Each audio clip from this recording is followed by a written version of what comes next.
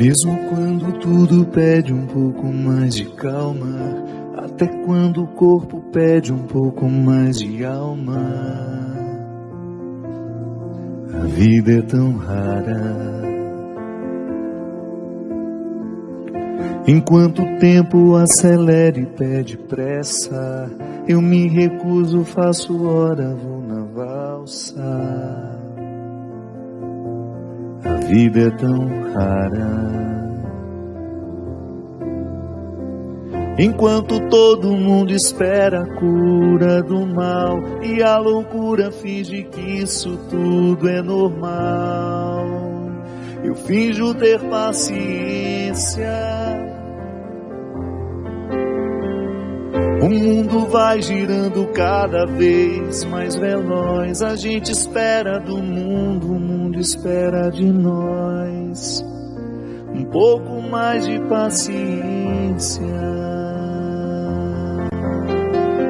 Será que é tempo que lhe falta pra perceber? Será que temos este tempo pra perder? E quem quer saber? A vida é tão rara, tão rara.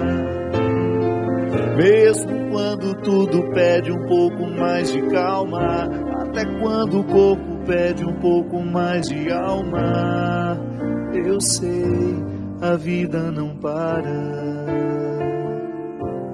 a vida não para não.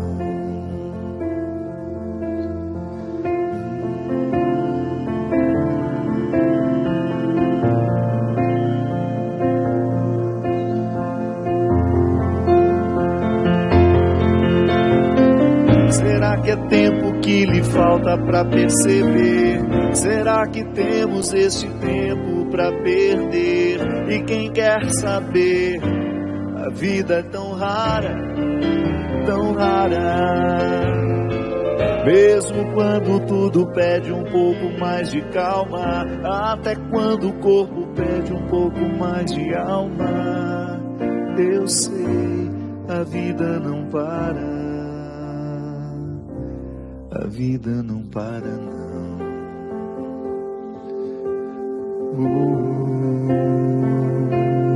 A vida não para.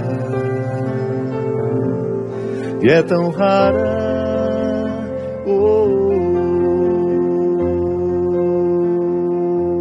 A vida é tão rara. A vida é tão rara. A vida não para. Muito boa noite, é com muita alegria que nós começamos mais um programa de direção espiritual. Essa música se chama Paciência. Paciência é um movimento interior, né, que nos faz.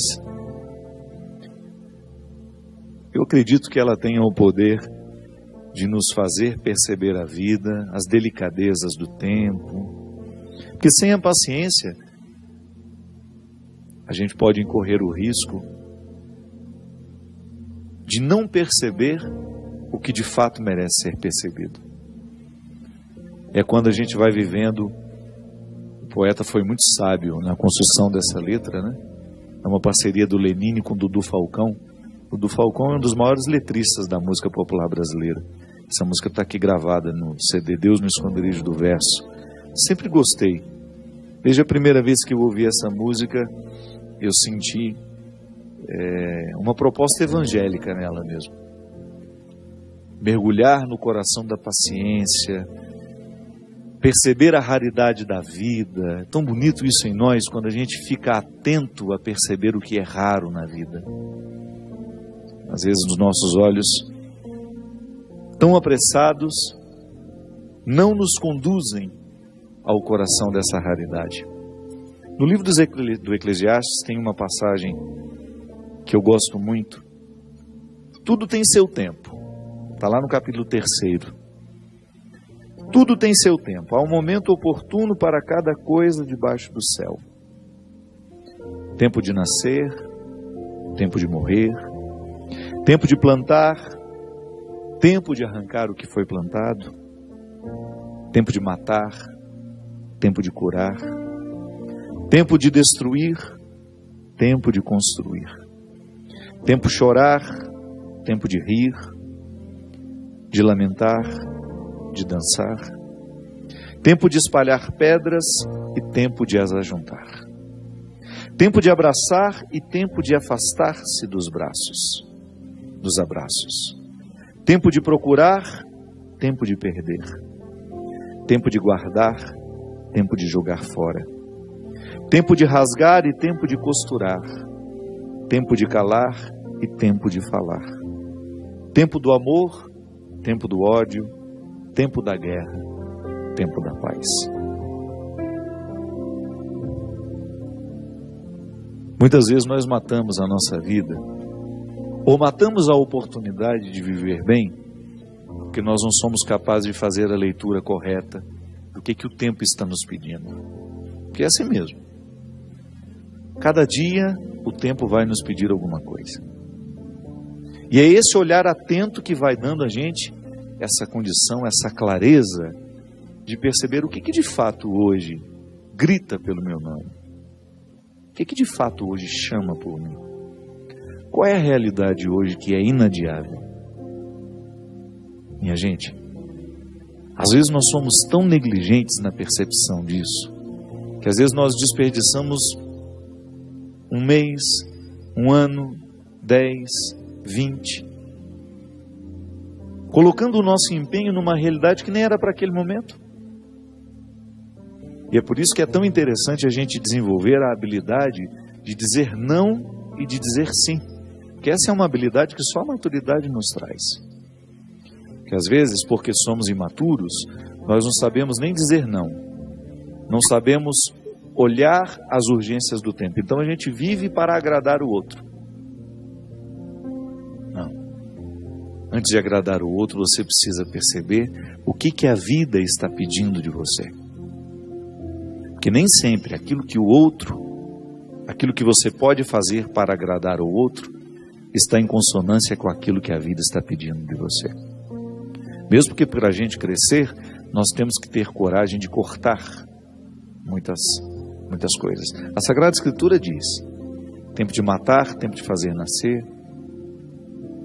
Tudo depende da percepção aguçada que nós precisamos ter para olhar o momento presente e descobrir o que de fato merece o nosso empenho.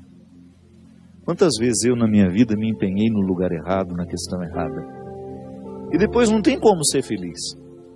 Não tem como eu descobrir um contentamento sabendo que o meu empenho não foi onde deveria ter me empenhado. Não há possibilidade de eu me sentir realizado, de sentir-me bem com as minhas escolhas, porque o que vai fazer com que eu me sinta bem é olhar para o contexto das minhas escolhas e ficar confortável com aquilo que foi escolhido. É interessante porque, às vezes, a nossa maneira de viver nos priva até mesmo dessa percepção. Nós estamos muito estranhos a nós. Não é estranho com o outro, não. É estranho a nós mesmos. Estranhos a nós mesmos. A música fala, né, que às vezes nós ficamos sem alma. O corpo precisa de alma. Sim, eu preciso de sustento para a minha vida. Eu preciso de significar a minha matéria. Eu preciso colocar alma em tudo aquilo que sou eu. Até na casa onde eu moro. Eu sempre saio de casa, e agora eu fiquei 17 dias fora de casa, porque eu emendei o evento que eu tive em Maringá, depois com a peregrinação, e da peregrinação já fui para o evento de Recife. Fiquei 17 dias sem pisar na minha casa. E a vida tem me ensinado que a casa não é um aglomerado de paredes. A casa é um sentimento que me ocorre. Não é só uma construção material, não. Quando eu entro dentro daquelas paredes que eu construí com o meu trabalho, ali eu identifico a alma que me sustenta. É um sentimento que me ocorre. Nós que voltamos da peregrinação agora, eu tenho certeza que todos experimentamos isso. Quando a gente abre a porta da casa, quando a gente entra, é um sentimento bom que nos ocorre. Isso é alma. É quando a matéria está plena de significados. É quando a gente começa a atribuir um significado que ultrapassa as paredes, os móveis, o telhado ou a laje, o jardim, o portão de entrada. É um sentimento que nos ocorre. E é interessante que a qualidade da nossa vida depende, está intimamente ligada à nossa capacidade de depositar alma nas coisas. Eu não estou falando dessa alma, do significado mais profundo da nossa vida, dessa dimensão espiritual que me conecta com a eternidade. Não. Eu estou falando de tudo aquilo que vive e que faz sentido à matéria. Traz sentido àquilo que é material. Então a gente usa de maneira inadequada o termo alma. Perceber que os meus objetos estão perpassados por um significado que ultrapassa a matéria. Como dizia Rubem Alves, né? Existem coisas que são mais que coisas, são coisas que nos fazem lembrar. Isso é, virar um sacramental. Da mesma maneira como eu trago uma lembrancinha da viagem, aquilo é para mim apenas um sacramental de alguma coisa que foi boa, que foi vivida, que foi experimentada, que me fez bem. Mas agora, na minha oportunidade de colocar alma neste corpo, nessa oportunidade única que eu tenho de viver diariamente bem a minha vida e assim inflar ar em tudo isso, da mesma maneira como eu percebo essa outra alma das coisas, da minha casa quando chego, de um sentimento que me ocorre. O viver bem, me trazendo a consciência de que hoje, quando eu observo as urgências da minha vida e me empenho nessas urgências, eu estou colocando alma no meu corpo. Ah, padre, essa visão separatista não combina com a teologia cristã. Eu sei, isso é só didática. Essa separação é apenas didática. Funciona tudo junto, corpo e alma estão, embora sejam realidades distintas, funcionam juntas. É unidade. Nós proclamamos a unidade de tudo isso. Agora, quando eu percebo, quando eu identifico que eu não estou fazendo, que eu não estou me empenhando para viver bem, eu estou sim fragilizando os recursos da minha alma, que são justamente para me ajudar a viver bem a própria vida do corpo. Trabalham em conjunto, minha gente. E nós muitas vezes negligenciamos a observância do tempo, como na Escritura que diz. O escritor sagrado fala justamente isso. Tempo de chorar e tempo de rir. Há momentos que a própria vida te mostra a necessidade de chorar, de julgar para fora os seus excessos, de não ter medo da tristeza, de permitir que essa tristeza cave dentro de nós as suas riquezas e que nos ajude a encontrar a pedra preciosa que só o sofrimento poderia nos levar a conhecer. Depois vem o riso. O riso não nasce por acaso. A gente já cantava aquela música também, né? Ando devagar porque já tive pressa e trago esse sorriso porque já chorei demais. O sorriso é o resultado da lágrima bem chorada. O sorriso é o resultado final de um processo de luta que nós estabelecemos, de observar dia a dia qual é o empenho que aquele dia me pede, o que hoje eu preciso fazer para ter o direito do sorriso amanhã. E é bom, você sabe por quê? Porque à medida que nós estamos passando o perrengue, sabendo que ele será construtivo, já nascem pequenos sorrisos ao longo deste processo. Quando a gente fala de um sorriso final, é apenas a metáfora de um processo bem feito, bem vivido. Tempo de abraçar, tempo de se afastar. Quanto sofrimento, né? Em perceber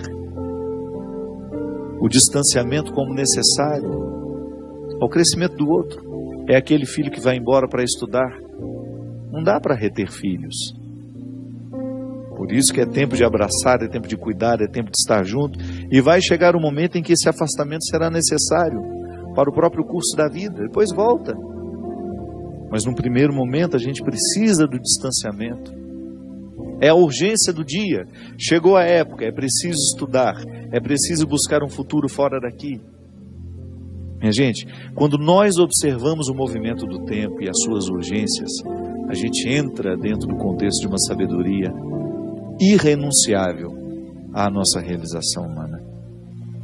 Tempo de rasgar, tempo de costurar. Se a gente não tem coragem, muitas vezes, de rasgar algumas realidades, depois jamais conseguiremos viver a libertação dela. Hoje até escrevi sobre isso. Muitas vezes nós lamentamos perder, e quando na verdade a gente vai observar aquilo que a gente perdeu, não foi perda, foi libertação. Quantos relacionamentos precisam ser rasgados para que depois eles sejam costurados do jeito certo? Fazer cair por terra todas as ilusões que nós temos do outro, ou todas as pretensões que nós julgamos em cima do outro. Não, o outro não tem que corresponder às minhas expectativas. O outro tem de ser ele. E se por acaso houve uma empatia comigo, ali construímos uma relação de amizade, se não, uma relação de respeito só. Mas é preciso rasgar. Nós precisamos viver o enfrentamento. O enfrentamento que depois vai provocar uma libertação em nós. Enfim, a vida sempre vai nos pedir uma observação. A vida sempre vai pedir de nós calma, paciência, porque com pressa nós passamos por cima de todas essas necessidades e não somos capazes de reconhecê-las. Você parou para pensar nisso? Que às vezes a vida não está dando certo, é porque você nem sabe exatamente o que você está precisando. Às vezes nós ficamos tão aflitos, tão angustiados, e não sabemos por quê. Faltou chegar ao ponto-chave. Faltou descobrir o ponto nevrálgico ali, onde de fato está iniciando o conflito. Paciência, né?